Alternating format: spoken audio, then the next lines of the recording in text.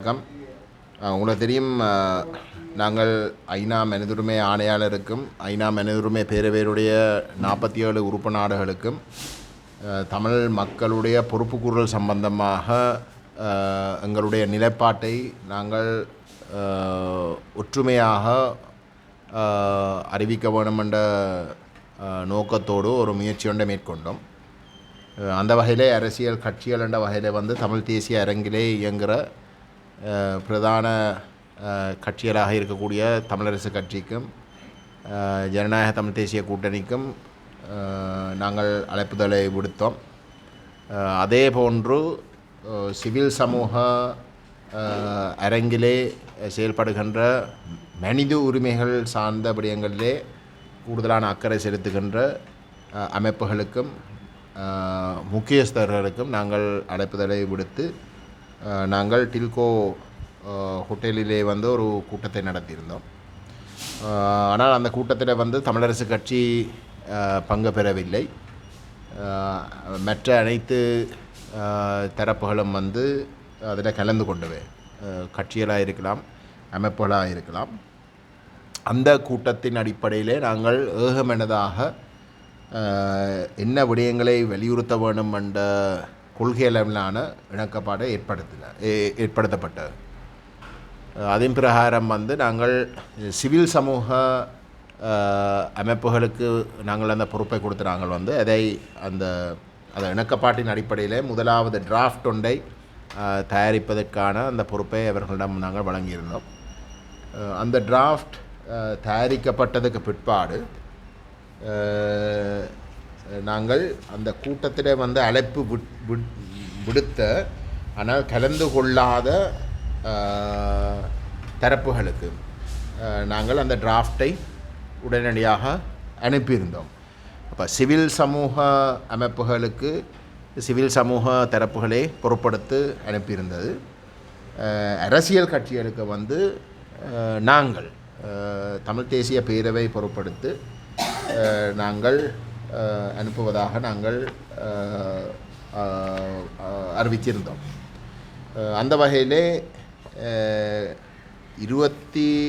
ஜூலை மாதம் 25 முதல் டிராஃப்ட் வெளிவந்த உடனே நாங்கள் அனைவரும் ஏற்றுக்கொள்ளக்கூடியதாக கருதப்படுகின்ற முக்கியமான முதல் டிராஃப்ட் வெளிவந்த உடனே ஜூலை மாதம் 25 விடிய காலையிலே நான் தனிப்பட்ட முறையில் தமிழரசு கட்சியுடைய செயலாளர் திரு சுமந்திரன் அவர்களுக்கும் காலையிலே 7:09 நான் அவருக்கு வாட்ஸ்அப்பில் அந்த டிராஃப்டினுடைய பிரதியையும் ஒரு மெசேஜையும் நான் அனுப்பிவிட்டேன்.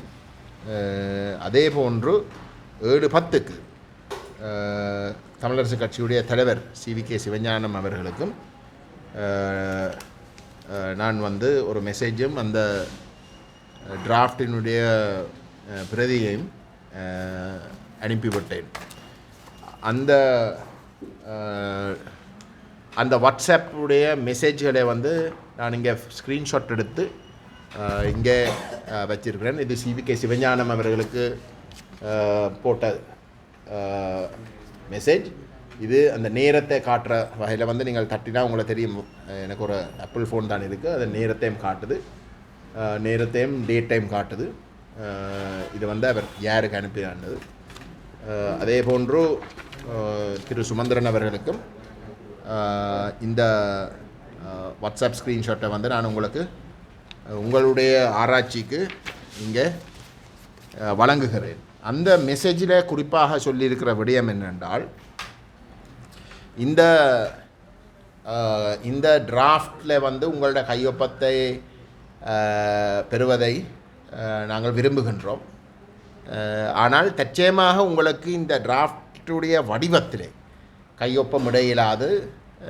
ஆனால் அதில் திருத்தங்களை செய்தால் நீங்கள் இடலாம் என்று கருதினால் தயவு செய்து அந்த திருத்தங்களையும் எங்களுக்கு எந்தளவுக்கு நீங்கள் எங்களுக்கு சுருக்கமாக நீங்கள் எங்களுக்கு வழங்கலாமோ அந்தளவுக்கு நாங்கள் இந்த டிராஃப்டில் கையொப்பம் இடுறதுக்கு இணங்கியிருக்கிற தரப்புகள் அனைவருக்கும்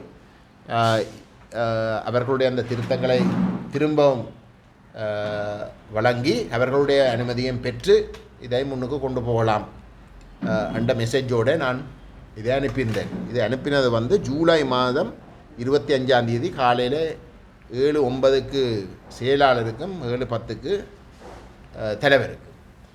ஆனால் அதை அனுப்பியிருந்தாலும் வந்து அந்த 2 டிக் எல்லாம் போயிருந்தாலும் கூட அவர்களுக்கு போய் சேர்ந்திருந்தாலும் கூட அவர் வாசிச்சிருக்கிறாலும் கூட அவர்கள் எங்களோட வந்து தொடர்பு எடுக்கவில்லை. எந்த விதமான பதிலும் நான் அனுப்பின அந்த மெசேஜுக்கு வழங்கவில்லை.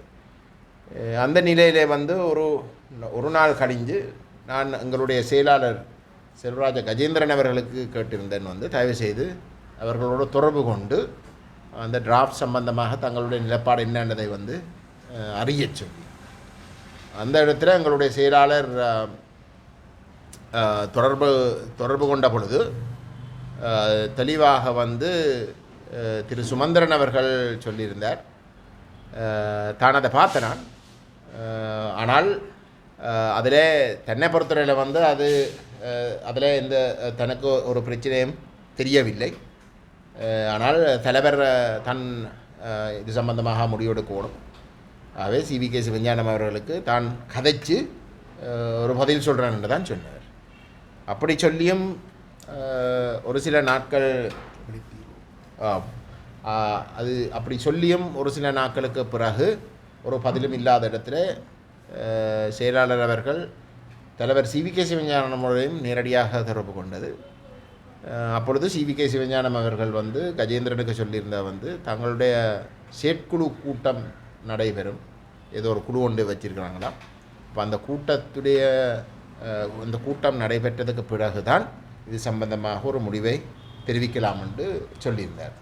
இப்போ அந்த இடத்துல தான் நாங்கள் ஒரு ஊடக சந்திப்பொன்றை இங்கே நடாத்தி, இந்த அலுவலகத்தில் நடத்தி நானே நேரடியாக வந்து அறிவிச்சிருந்த நான் வந்து தயவு செய்து வந்து இந்த செயற்குழு கூட்டத்தை அவசரமாக நடத்துங்கள், என்னென்றால் இது தாமதிக்கிறது பொருத்தமில்லை.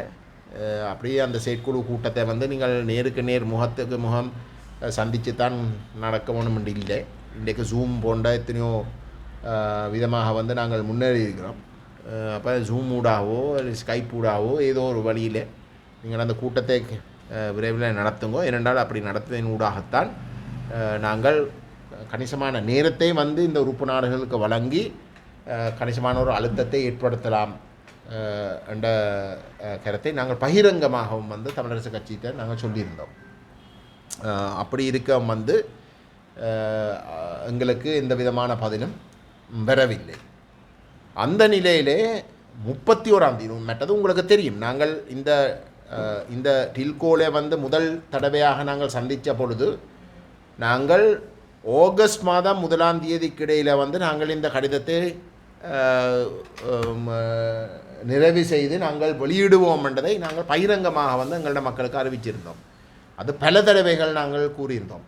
நான் தனிப்பட்ட முறையில் வந்து ஆகஸ்ட் 1 அன்றைக்கு அந்த டில்கோவில் வந்து பேசப்பட்ட பொழுது அதே தாமதிக்கப்பட்டிருக்கும். நாங்கள் அதுக்கு முதலே வந்து நாங்கள் இதை முடிவுக்கு கொண்டு வருவோம் என்று தான் நான் விரும்பினேன். ஆனால் ஆகஸ்ட் 1 என்று அறிவிக்கப்பட்ட ஒரு நிலையிலே நாங்கள் கையொப்பங்கள் எல்லாத்தையும் வந்து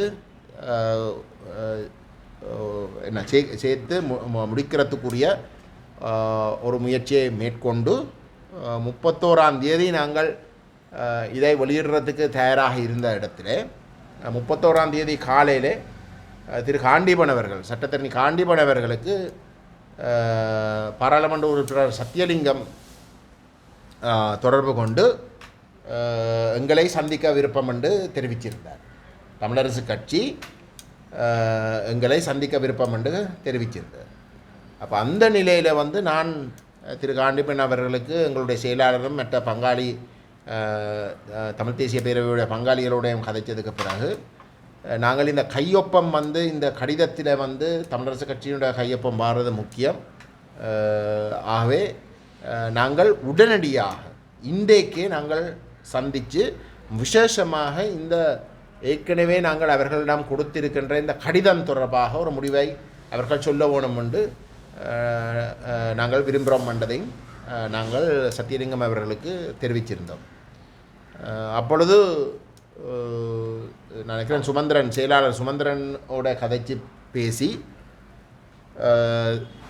தாங்கள் 31ஆம் தேதி பின்னேரமே சந்திக்கலாம். ஏனென்றால் 31ஆம் தேதி பின்னேரம் சுவிஸ் தூதரகத்துடைய ஒரு நிகழ்வு ஒன்று கொழும்பிலே ஒரு ஹோட்டலிலே நடைபெற்றது. அதில் நானும் அதுக்கு செல்ல இருந்தேன். திரு சுமந்திரனும் சத்தியலிங்கமும் அங்கே செல்ல இருந்தவை. அவை அதை முடிய வந்து நாங்கள் சந்திக்கலாம் என்று கேட்கப்பட்டது. அப்போ அந்த இடத்துல வந்து நான் சொன்னேன், சரி இவே இந்த கடிதத்தை பரிசீலிக்க தயார் என்றால் சிவில் சமூக தலைவர்களும் அந்த நிகழ்வில் கலந்து கொள்வார்கள். விசேஷமாக திரு கலாநிதி சட்டத்தரணி குமாரவடிவேல் குருபரனும் தமிழ் சிவில் சமூக அமையத்துடைய இணைப்பாளர் திரு சிங்கம் அவர்களும் கலந்து கொள்வார்கள். ஆகவே அவர்களையும் இந்த கூட்டத்திலே பங்கு பெற கேட்கலாம் என்றும் நாங்கள் அறிவித்து 31ஆம் தேதி இரவு 9 மணிக்கு அந்த நிகழ்வு முடிய அந்த ஹோட்டலிலே நாங்கள் அனைவரும் சந்திக்கிறதுக்கு முடிவெடுத்திருந்தோம். அப்பொழுது நாங்கள் எங்களோட செயலாளர் யாழ்ப்பாணத்திருந்தவர் அவருக்கும் அவசரமாக அறிவித்து அவர் உடனடியாக வந்து புறப்பட்டு அவரும் கொழும்புக்கு அந்த சந்திப்புக்கு வந்து சேர்ந்தவர். அப்போ அந்த சந்திப்பை வந்து துடக்கி வச்சதே திரு சத்தியலிங்கம் அவர்கள். சத்தியலிங்கம் அவர்கள் வந்து துடக்கி வச்ச தான் இந்த நாங்கள் சந்திக்க ஓணும் என்று தமிழரசு கட்சிக்குள்ளேயும் வந்து வலியுறுத்தி இந்த முயற்சியை வந்து திரு காண்டிபன் அவர்கள் தனிப்பட்ட முறையிலேயும் தெரிஞ்சிருந்தபடியால் வந்து அவர் ஊடாக வந்து இந்த முயற்சியை ஆரம்பித்தது என்ற கருத்தை சொல்லித்தான் தொடங்கினார். சொல்லி தொடங்கின இடத்துல வந்து அடுத்ததாக வந்து நான் அங்கே பேசி நான் சொன்ன விஷயம் என்னென்றால், நீங்கள் வந்து எங்களுக்கு இந்த இருதரப்புக்கும் இடையிலே ஒரு புரிந்துரை ஏற்படுத்துறதுக்குத்தான் நீங்கள் கதைக்கிறதுக்கென்று இன்றைக்கு காலையில் கேட்டிருந்தீங்கள். ஆனால் இந்த புரிந்துணர்வு வாரம்தான் பொறுப்புக்கூறல் விஷயத்திலே வந்து ஒரு புரிந்துணர்வு வரணும். அப்போ அந்த பொறுப்புக்கூறல் விஷயத்தில் வந்து நாங்கள் அவசரமாக வந்து இந்த கடிதம் ஒன்று அனுப்ப வேண்டி இருக்கிற இடத்துல திரு சுமந்திரன் அவர்கள் இந்த கடிதத்தை பார்த்து அதில் கொள்கை அளவில் தனக்கு எந்த விதமான எதிர்ப்பும் இல்லை என்று எங்களுடைய செயலாளருக்கும் அறிவிச்சிருந்த ஒரு நிலையிலே இது சம்பந்தமாக நீங்கள் ஒரு முடிவை எங்களுக்கு அறிவிக்கணும் என்ற விருப்பத்தோடு தான் நாங்கள் இந்த ஐநா சம்பந்தப்பட்ட விஷயத்தை முதல்ல பேசி ஒரு இணக்கப்பாட்டுக்கு வருவோம் என்று கேட்டிருந்தோம் என்ற விஷயத்தையும் சொல்லியிருந்தோம். அந்த இடத்துல வந்து திரு சுமந்திரன் அன்றைக்கு திரும்ப எங்களுக்கு முன்னால் வந்து வலியுறுத்தினவர் வந்து, அதாவது தான் கஜேந்திரனுக்கு அன்றைக்கே சொன்னதாக வந்து தான் கொள்கை அளவில் வந்து இந்த கடிதத்தில் இருக்கக்கூடிய உள்ளடக்கங்களோட எந்த விதமான பிரச்சனையும் தனக்கு கிடையாது. ஆனால் தலைவர் CVK சிவஞானத்துக்குத்தான் இந்த கடிதத்தில் வந்து கையொப்பம்ன்றதை பெருசாக விரும்ப இல்லைன்னென்றால் ஏதோ நாங்கள் பொய் சொன்னதாக, நாங்கள் ஏதோ ஒரு இடத்துல வந்து ஏதோ பொய் ஒன்றை சொல்லியிருக்கிறோம் என்று சொல்லி அவர் தான் கொஞ்சம் குழம்புறார்.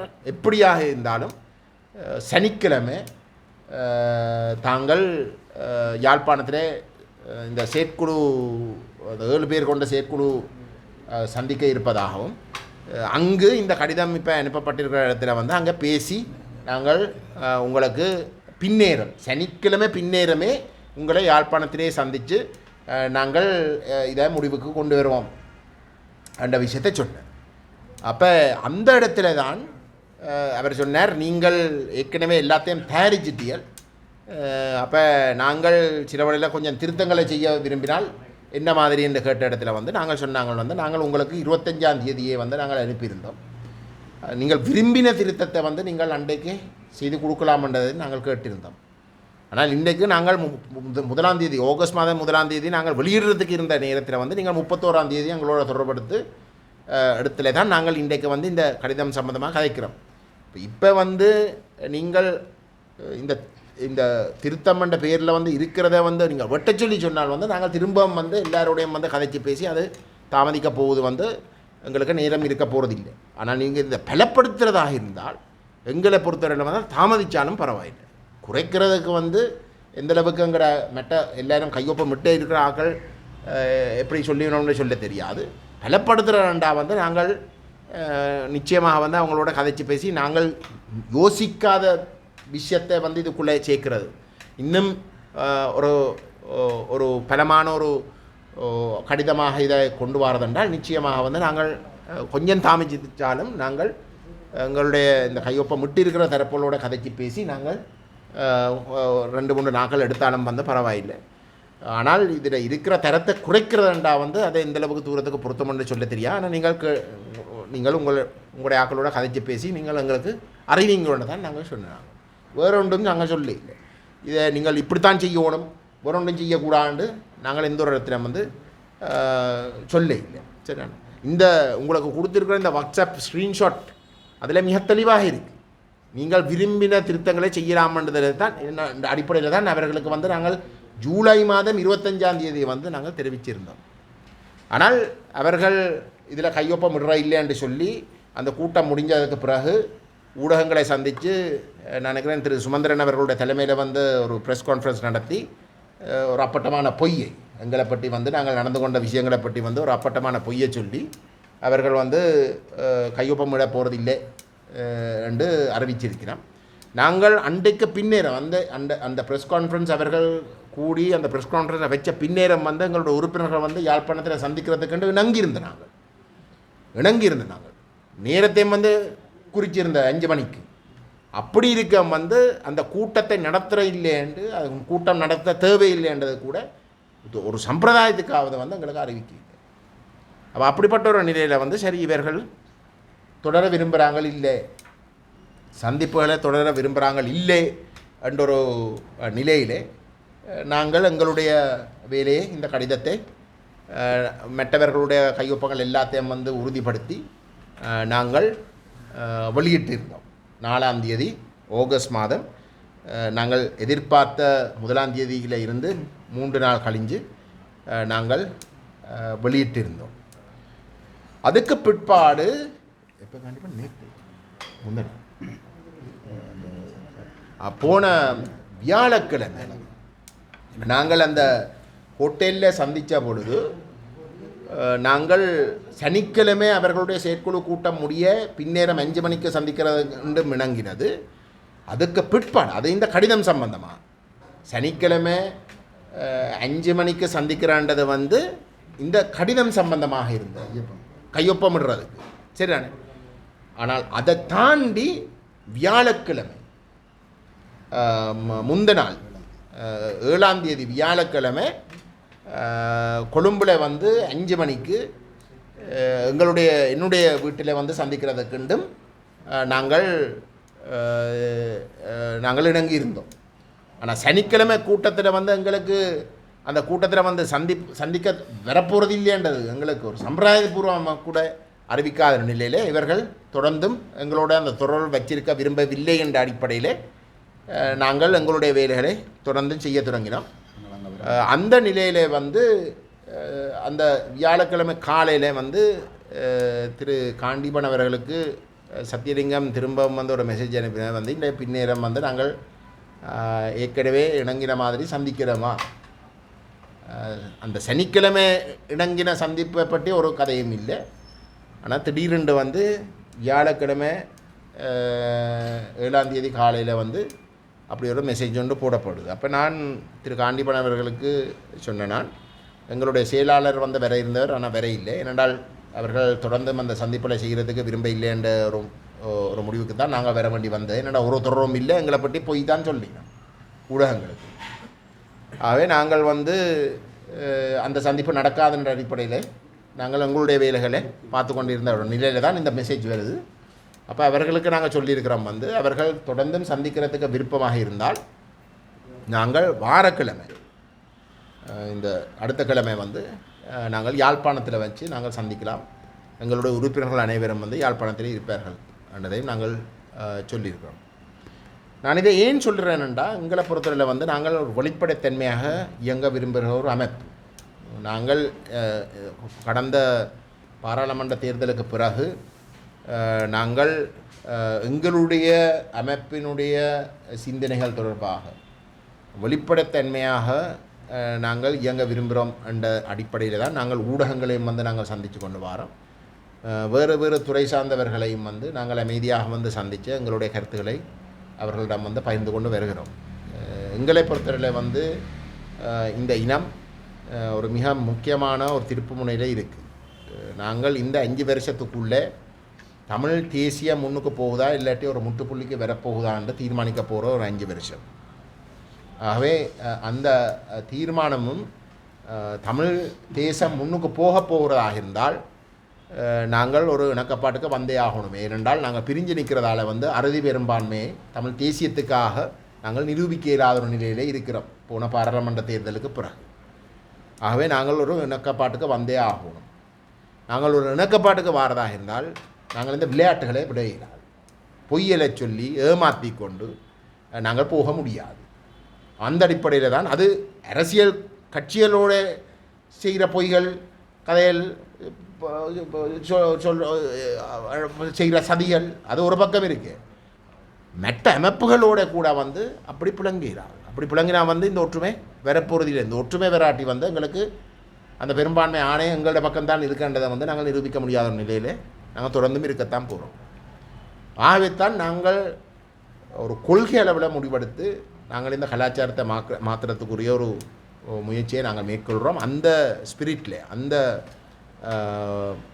பாணியில் தான் நாங்கள் இன்றைக்கும் எங்களை பற்றி இந்த கடிதம் எழுதுகிற விஷயத்தில் சொல்லப்பட்ட பொய்களையும் தெளிவுபடுத்தி நாங்கள் எங்களோட மக்களுக்கு இந்த உண்மை நிலைமைகளை வெளிப்படுத்த விரும்புகிறோம். மற்றது தமிழ் ஒரு கட்சி இப்போ இதில் வந்து இந்த கையொப்பங்களை எடுக்கிறதுல வந்து பொறுப்படுத்தி செயல்பட்ட கட்சி என்றா வந்து தமிழ் தேசிய மக்கள் முன்னணி. ஆனால் அதில் நினைக்கிறேன் ஒரு குற்றச்சாட்டு ஒன்று யாரோ முன் வச்சதை வந்து ஒரு ஊடக அமைப்பு தங்களுடைய பெயரை தங்களுடைய அனுமதி இல்லாமல் வந்து நாங்கள் சேர்த்தோமாக அது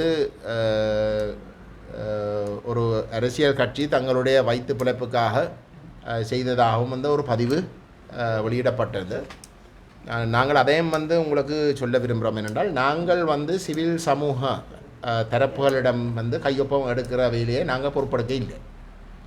நாங்கள் அரசியல் கட்சிகளிடம் இருந்து கையொப்பம் எடுக்கிற வேலையை மட்டும்தான் நாங்கள் பொறுப்படுத்தது. நாங்கள் வேறு எந்த ஒரு கையொப்பம் எடுக்கிற வேலையிலையும் நாங்கள் இறங்கவில்லை. அந்த வகையில் வந்து எங்களோட வயிற்று பிழப்புக்காக வந்து நாங்கள் எவரையும் சேர்க்க வேண்டிய தேவையும் எங்கள்கிட்ட இல்லை, சேர்க்காமல் விடுறதுக்கான தேவையும் எங்களுக்கு இல்லை. மாறாக வந்து அரசியல் கட்சிகளை பொறுத்தவரையிலே நாங்கள் அதை தான் பொருட்படுத்த நாங்கள் வந்து நாங்கள் தமிழரசு கட்சியை கடைசி நேரம் வரைக்கும் அவர்களை எப்படின்றாலும் வந்து இதில் சேர்த்து அரவணைச்சு போகிறதை தான் நாங்கள் விரும்புகிறோம். அது எங்களுடைய முடிவாக இருக்கின்றது. அவர்கள் எங்களை பற்றி அப்பட்டமான பொய்களை வந்து ஊடகங்களுக்கு சொல்லியிருந்தும் வந்து இப்போ தொடர்ந்தும் சந்திக்க விருப்பம் என்று தெரிவித்த இடத்துல வந்து நாங்களும் வந்து தொடர்ந்தும் சந்திக்கிறதுக்கு விருப்பம் பண்ணதை நாங்கள் தெரிவிச்சிருக்கிறோம். ஏன்னா எங்களை பொறுத்தவரையில் வந்து அவை எங்களை எந்தளவுக்கு அவமானப்படுத்தினாலும் இந்த இனம் என்று கருதினால் இந்த 5 வருஷத்துக்குள்ளே வந்து நாங்கள் ஒரு பொது நிலைப்பாட்டுக்கு வராட்டி இந்த இனம் அழியும். அதுதான் எங்களுடைய மிக தெளிவான புரிதல். ஆகவே நாங்கள் எந்தளவுக்கு நாங்கள் எங்களுக்கு எதிராக முன்வைக்கிற பொய்கள் எல்லாத்தையும் சகிச்சு கொண்டு நாங்கள் இந்த இனத்துக்காக வந்து அந்த அந்த இணக்கப்பாட்டை ஏற்படுத்துறதுக்கு நாங்கள் என்ற அளவுக்கு நாங்கள் முன்னுக்கு போகணும். அதுக்காக வந்து அந்த பொய்களை வந்து நாங்கள் அம்பலப்படுத்தாமல் இருக்க போகிறதில்லை. அதை கட்டாயம் அம்பலப்படுத்துவோம். அவர்கள் செய்கிற தவறுகளையும் வந்து நாங்கள் அது யாராக இருந்தாலும் வந்து நாங்கள் அதை சுட்டி காட்டுவோம். அதில் மாற்று கருத்து இல்லை. ஆனால் அதுக்காக வந்து இந்த உறவை ஏதோ ஒரு வகையில் இந்த இணக்கப்பாடு ஒன்றை ஏற்படுத்தக்கூடிய நிலைமையை இல்லாமல் செய்கிற வகையில் நாங்கள் நடந்து கொள்ள போகிறதில்லை. வேறு யாரும் நடந்து கொள்கிறாண்டா அதை அவர்கள் தான் பொறுப்பு கூறணும். ஆனால் நாங்கள் அப்படி நடந்து கொள்ள போவது இல்லை என்றதையும் நாங்கள் உங்களுக்கு இந்த நேரத்தில் சுட்டி காட்ட விரும்புகின்றோம்.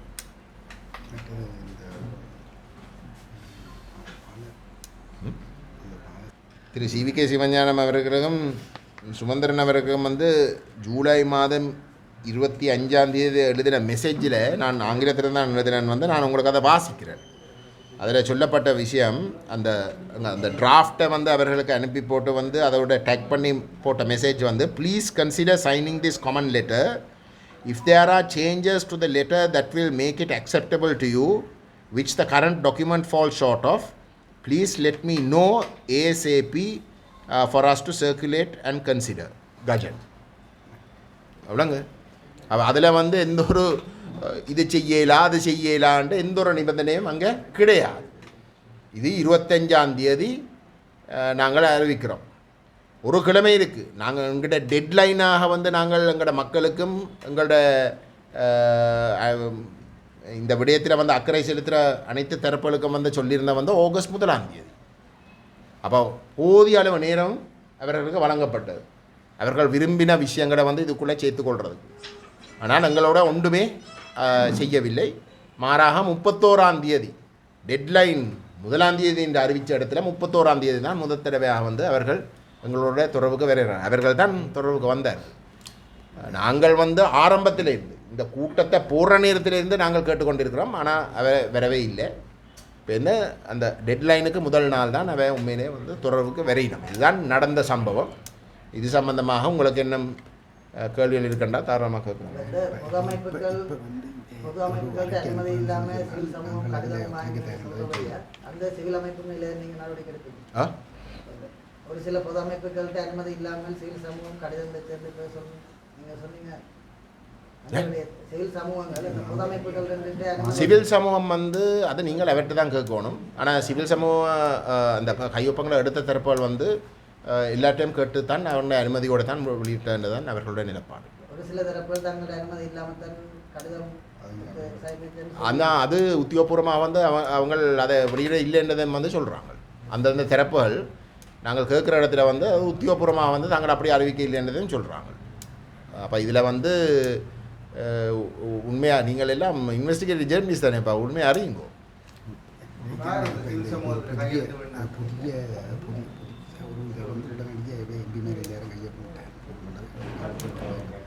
மற்றது நாங்கள் ஒரு கோரிக்கையாக விட விரும்புகிறோம். தமிழரசு கட்சிக்கு 8 பாராளுமன்ற உறுப்பினர்கள், அதை நாங்கள் எத்தனையோ இடங்களில் நாங்கள் சொல்லியிருக்கிறோம். வந்து அவை ஒரு தவிர்க்க முடியாத ஒரு தரப்பு. 8 பாராளுமன்ற உறுப்பினர்களாக இருக்கிற இடத்துல வந்து அவர்கள் வந்து இந்த ஐநா மனிதுரிமை பேரவை உறுப்பு நாடுகளுக்கும் ஐநா மனிதுரிமை ஆணையாளருக்கும் வந்து அவர்கள் உத்தியோகபூர்வமான ஒரு நிலப்பாட்டை தமிழ் மக்கள் சார்பில் வந்து அறிவிக்கணும். அது அவர்களுக்கு இருக்கக்கூடிய கடமை. இந்த ரகசியமாக போய் வந்து கதைச்சி பேசி வந்து பின்கதவால் வந்து கதைச்சி பேசுகிற வந்து அப்படி இருக்கக்கூடாது. அதில் அவருடைய ஒரு சிலர் வந்து அப்படி செய்யணும். மக்கள் ஏற்றுக்கொள்ளாத ஒரு சிலர் வந்து அமைதியாக ரகசியமாக போய் பல சந்திப்பில் செய்யணும். அப்போ அப்படி இல்லாமல் வந்து மக்களுடைய பிரதிநிதிகள் என்று சொல்கிற தரப்பு வந்து எந்த விதமான கூச்சலும் மறைவும் இல்லாமல் தங்களுடைய உத்தியோகபூர்வமான நிலப்பாட்டை வந்து அவர்கள் வெளிப்படுத்தணும் தமிழ் மக்கள் சார்பாக. அதுதான் உண்மையிலே தேவை. சொல்லுக்கும் செயலுக்கும் இடையிலே இடைவெளியில் இருக்கக்கூடாது. அந்த வகையில் வந்து நாங்கள் கேட்டுக்கொள்ள விரும்புகிறோம். அதுவும் விசேஷமாக தமிழரசு கட்சியின் 8 பாராளுமன்ற உறுப்பினர்கள் இருக்கிறோம். மெட்டவே மக்களுக்கு பெருசாக பொறுப்பு கொடுக்க தேவையில்லை என்றால் வந்து அவர்கள் நேரடியாக மக்களால் தெரிவு செய்யப்படாத ஆக்கள். ஆனால் அந்த 8 பாராளுமன்ற உறுப்பினர்கள் இருக்கிறோம் வந்து அவர்களுக்கு ஒரு பொறுப்பு இருக்கின்றது.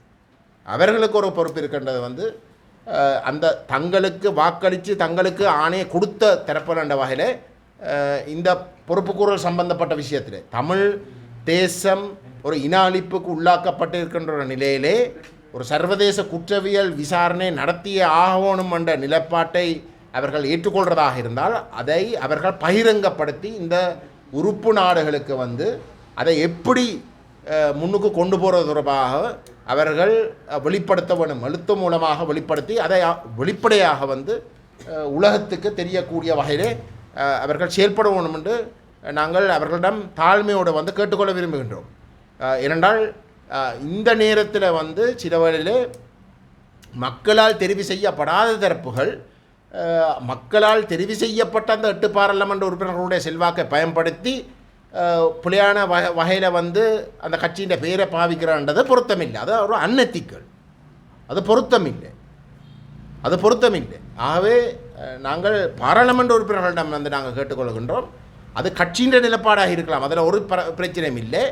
அப்படியாக இருந்தால் அந்த பாராளுமன்ற உறுப்பினர் கட்சியின் நிலப்பாடுக்கும் தங்களுக்கும் இடையில் ஒரு இடைவெளியும் இல்லாட்டி வந்து கட்சியுடைய நிலப்பாட்டோடு வந்து பாராளுமன்ற உறுப்பினர்களும் வந்து கையொப்பமிட்டு ஒரு கருத்தொண்டை வெளிப்படுத்தணும் நாங்கள் தாழ்மையுடன் கேட்டுக்கொள்கின்றோம். பேந்து சொல்லக்கூடாது வந்து அது கட்சி என்ன செய்ய எங்களுக்கு அவை இதை வந்து எங்களுக்கு அதுக்கு தொடர்பில்லை, உங்களை தெரியும் தானே கட்சிக்குள்ளே என்ன பிரச்சனை இருக்குன்றதை வந்து சொல்லக்கூடாது. ஏனென்றால் பாராளுமன்ற உறுப்பினர்களுக்கு தான் அந்த பொறுப்பு இருக்குது. அவை நாங்கள் தயவுடன் கேட்டுக்கொள்கின்றோம் வந்து அவர்களுக்கு மக்கள் வழங்கியிருந்த ஆணைக்கு அவர்கள் அந்த ஆணையினுடைய பெருமதியை சரியாக விளங்கி கொண்டு இந்த தமிழ் மக்களுக்கு நடந்த இனப்படுகொலைக்கு சர்வதேச குற்றவியல் ஒரு விசாரணை ஒன்று தொடர்பாக அவர்கள் அதை மிக ஆணித்தரமாக வலியுறுத்தி ஒரு கருத்தை தெரிவிக்க வேணும் என்பதை நாங்கள் தாழ்மையுடன் கேட்டுக்கொள்ள விரும்புகிறோம். சரியா? முல்லைத்தீவு இராணுவ முகாமுக்குள் சென்ற ஒருவர் முத்தையங்கட்டு குளத்தில் சடலமாக மீட்கப்பட்டதாக செய்தி வெளியாகிருந்தது. எங்களுக்கு கிடைச்ச தகவலின்படி வந்து அது இராணுவத்தால் மேற்கொண்ட ஒரு கொலையாகத்தான் எங்களுக்கு அந்த தகவல் கிடைச்சிருக்கின்றது. அவர் முகாமுக்குள்ளே சென்றதுக்கு பிறகு அவர் கொலை செய்யப்பட்டு தான் அந்த குளத்தில் வந்து அவருடைய உடலை போட்டிருந்தார்களாக அங்கே இருக்கக்கூடியவர்கள் சொல்லியிருக்கின்றார்கள். இன்றைக்கு வந்து வடகிழக்கில் இந்த ஆட்சி மாறினதுக்கு பிறகும் இராணுவம் அதுவும் விசேஷமாக முல்லைத்தீவில் வந்து 1க்கு 2 ஒரு நிலையில் தான் இருக்கிறோம். ஒரு இராணுவ சிப்பாய் 2 பொதுமக்கள் என்ற ரேஷியோவில் அங்கே நிலை நிறுத்தி இருக்கிறோம். ஆகவே இராணுவத்துடைய விருப்பம் இல்லாமல் அந்த பிரதேசத்தில் எதுவுமே நடக்க போகிறதில்லை. ஒரு கொலைக்காரர் வந்து கொலை செய்தாலும் வந்து இராணுவத்துக்கு தெரியாமல் நடக்க போகிறதில்லை. அதுதான் உண்மையான யதார்த்தம். ஆகவே இந்த நிலையிலே ஒரு இனப்படுகொலையே செய்திருக்கிற ஒரு இராணுவம் 16 வருஷமாக அந்த இனப்படுகொலை தொடர்பாக எந்த விதமான பொறுப்புக்கூறலும் நடக்காமல் இருக்க அந்த இனப்படுகொலை செய்த நபர்களே பக்கத்து வீடுகளில் வந்து முகாம்களில் வந்து தங்கியிருக்கிறார். பெண்களை துஷ்பிரயோகம் செய்தவர்களே பக்கத்தில் வந்து வீதியில் வந்து நடந்து கொண்டு போயினோம்.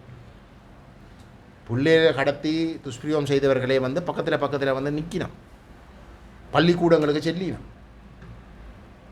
சிவில் டிஃபென்ஸ் ஃபோர்ஸ் என்று சொல்லி போட்டு பள்ளிக்கூடத்தில் வந்து முன்பள்ளியில் வந்து படிப்பிக்கணும். இதெல்லாம் வந்து பெரிய படத்தில் அவர்கள் அந்த செய்த நேரடி குற்றங்களுக்கு வந்து பொறுப்பு கூற வைக்கப்பட்டு அவர்கள் வந்து தண்டிக்கப்பட வேண்டும் என்றது உண்டு. ஆனால் அவர்கள் அப்படி நடந்திருக்கிற ஒரு நிலையிலே தொடர்ந்தும் அவர்கள் தண்டிக்கப்படாமல் அந்த மக்கள் மட்டத்திலே தொடர்ந்தும் இருக்கிறது என்றது அந்த மக்களை இன்னும் ஒரு மிகவும் மோசமான ஒரு மன உளைச்சலுக்கு தள்ளி அவர்களை மனதை உடைக்கிறதுக்கு திட்டமிட்டு நடத்துகிற ஒரு செயலாகத்தான் நாங்கள் பார்க்குறோம். ஆகவேதான் நாங்கள் இந்த இராணுவம் முழுமையாக பொறுப்பு கூற வைக்கிற வரைக்கும் இந்த இராணுவத்தில் வந்து இது இனப்படுகொலை, மனித குலத்துக்கு எதிரான குற்றம், போர்க்குற்றங்கள் போன்ற மிக மோசமாக தெரிஞ்ச அந்த குற்றங்களுக்கு சம்பந்தப்பட்டவர்கள் முழு பேர் அதில் இருந்து முழுமையாக அகற்றப்படுற வரைக்குமாவது அந்த இராணுவம் வடகிழக்கில் இருந்து அகற்றப்பட வேணும் என்ற கோரிக்கையை வந்து நாங்கள் முன்வைக்கிறதுக்கான காரணம் ஏதோ எங்களுக்கு விசரன்றதுக்காக இல்லை. அவர்கள் அங்கே இருக்கக்கூடாது, அந்த மக்களுக்கு அவர்கள் இருக்கிறதே வந்து ஒரு ஆபத்து. அந்த வகையில் தான் நாங்கள் அந்த கோரிக்கையை முன்வைக்கிறோம் என்றதையும் நாங்கள் இந்த இடத்துல வந்து சுட்டி காட்ட விரும்புகிறோம். இந்த இராணுவம் தொடர்ந்தும் அதே ஒரு இன படுகொலை வெறியிலே தொடர்ந்தும் இருக்கிற வரைக்கும் அங்கே இருக்கக்கூடிய எந்த ஒரு தமிழ் மக்களுக்கும் வந்து பாதுகாப்பு இருக்க போவதில்லை. தையிட்டு விகார தொடர்பில் நீங்கள் தொடர் போராட்டங்களை செய்வார்கள். ஆனால் இந்த தையிட்டு விகார போராட்டங்கள் தொடங்கின காலப்பகுதியிலேருந்து நீங்கள் தொடர்ந்து போராட்டங்களை மேற்கொண்டு வந்தால் அந்த விகார தரப்பு வந்து தங்களோட திட்டங்களை மாற்றி தொடர்ந்து வேலை திட்டங்கள் ஒன்றை செய்து கொண்டு வருகிறது. இதுக்கு ஒரு தீர்வு இல்லாமல் எப்படியே போய்கொண்டிருக்கு. அப்போ தொடர்ந்து இப்படி ஒவ்வொரு முறையும் போராட்டத்தோட ஒரு குறிப்பிட்ட அளவு போகும் அல்லது கூட தையிட்டு விகார தொடர்பில் ஒரு காத்திரமான நடவடிக்கைக்கு ஏதாவது நாங்கள் ஒவ்வொரு போராட்டம் நடக்கிற ஆண்டு நாங்கள் பகிரங்கமாக வந்து நாங்கள் அழைப்பு விடுக்கின்றோம். நாங்கள் அதை தொடர்ச்சியாக 2 வருஷமாக செய்து கொண்டு வருகிறோம். இது ஒரு முழுமையான ஒரு மக்கள் மயப்படுத்தப்பட்ட ஒரு போராட்டமாக மாறணும். அதில் அனைவருடைய பங்களிப்பும் இருக்கணும்ன்றது நாங்கள் பகிரங்கமாக சொல்கிறோம். அப்போ அதில் தரப்புகள் அதை பலப்படுத்துறதுக்கு வராமல் எல்லாத்தையும் அதை எப்படி என்றால் பலவீனப்படுத்துறதுக்கு வேலை செய்து கொண்டு இருக்கிற ஒரு நிலையில் நாங்கள் குறைஞ்சதை அந்த பாதிக்கப்பட்ட மக்களுக்கு துணையாக நாங்கள் தொடர்ந்தும் இருந்து இந்த விடயத்தை உயிர்ப்போட வச்சிருக்கோன்ற அடிப்படையில் நாங்கள் செயல்படுறோம்.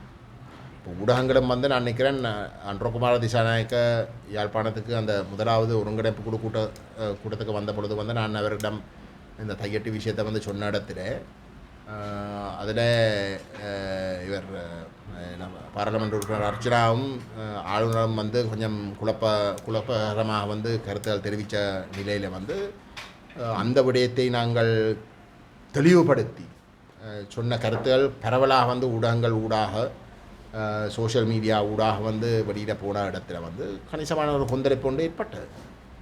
அப்போ அந்த கருத்துராக்கமும் கணிசமாக இது ஒரு அப்பட்டமான ஒரு தவறு ஒன்று தையட்டி விஷயத்தில் நடக்குது என்ற விடயம் போய் சேர்ந்த இடத்துல அந்த ஒருங்கிணைப்பு குழு கூட்டம் நடைபெற்ற அடுத்த கூட்டத்தில் நியாயமான ஒரு மக்கள் அணிதிரள் ஒன்று நடந்தது.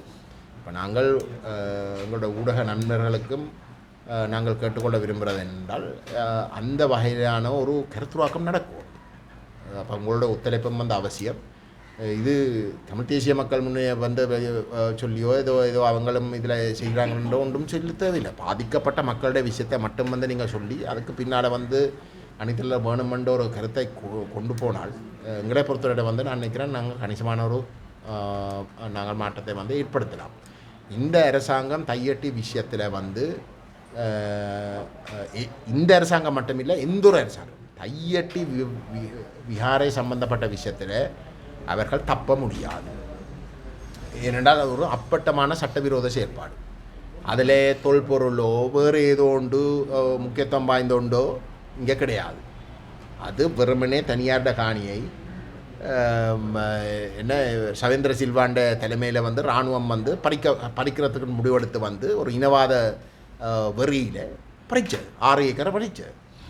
அப்போ இங்கே ஒரு அனுமதியும் இல்லாமல் சட்டவிரோதமாக ஒரு காணியை நான் போய் குந்தினால் என்ன அந்த உள்ளூராட்சி சபை போலீஸோட சேர்ந்து வெளியில் போடும். அதில் போய் கட்ட தொடங்கினா அடுத்த நிமிஷம் என்ன போய் உள்ளுக்கு போடுவாங்க.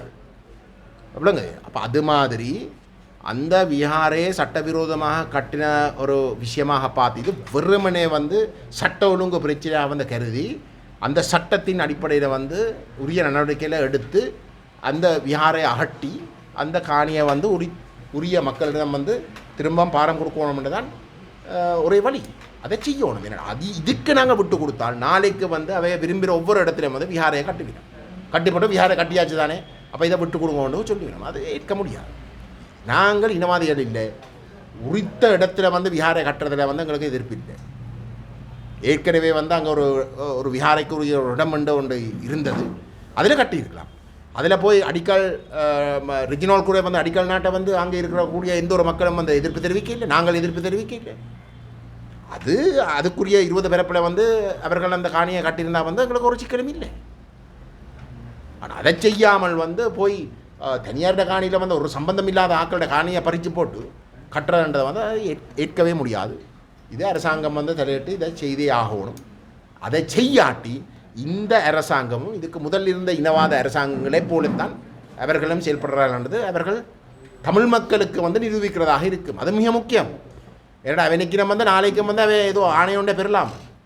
ஆகவே இது அம்பலப்படுத்தப்படுறது இவர்களும் இதை செய்யாட்டி இவர்களும் இதுக்கு முதல் இருந்த அரசாங்கங்களை போல இனவாதிகள் தான் என்பதை மக்களுக்கு அம்பலப்படுத்துறதுக்கு தையட்டி போராட்டம் ஒரு மிக மிக முக்கியமான ஒரு விடயம்.